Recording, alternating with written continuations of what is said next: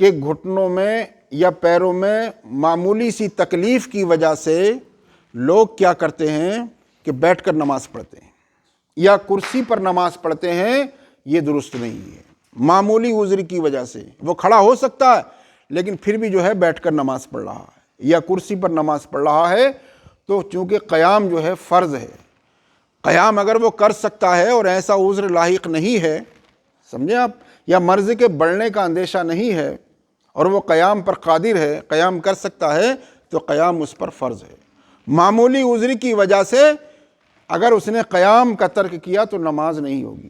نماز کا دوبارہ پڑھنا ضروری ہے۔ لیکن اگر یہ ہے کہ قیام کی حالت میں قیام کی وجہ سے اس کا جو ہے مرض بڑھ سکتا ہے یا دیر سے جو ہے اس کو شفا حاصل ہوگی اور اس چیز کا اس کو ظن غالب ہے، سمجھے آپ، اور جو ہے قیام کی وجہ سے اسے تکلیف لاحق ہوگی اور وہ تکلیف اس کے لیے ناقابل برداشت ہو جائے گی، سمجھے، تو جو ہے بیٹھ کر نماز پڑھ سکتا ہے۔ لیکن اس کے باوجود بھی جتنی دیر وہ قیام کر سکتا ہے قیام کرے، قیام پر جتنی دیر تک قادر ہے تو قیام کرے، کھڑے ہو کر ہی نماز پڑھے، سمجھے، بعد میں بیٹھ جائے۔ اور جتنی دیر پر جو ہے قادر تھا وہ،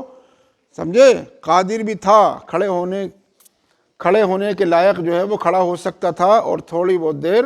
قادر بھی تھا قیام پر، اور پھر بھی جو ہے اس نے قیام نہیں کیا تو نماز نہیں ہوگی۔ لہذا معمولی عذر کی وجہ سے قیام کا ترک کرنا جائز نہیں ہے۔ اگر قیام کا ترک کیا جو فرض ہے تو نماز نہیں ہوگی، اور اگر قیام پر قادر ہی نہیں ہے تو بیٹھ کر نماز پڑھ سکتا ہے۔ اور یہ ہے کہ جتنی دیر بھی وہ کھڑا ہو سکتا ہے تو کھڑا ہو اور قیام کرے، سمجھے، اور وہ بعد میں بیٹھ سکتا ہے۔ اللہ تعالی عمل کی توفیق رفیق عطا فرمائے۔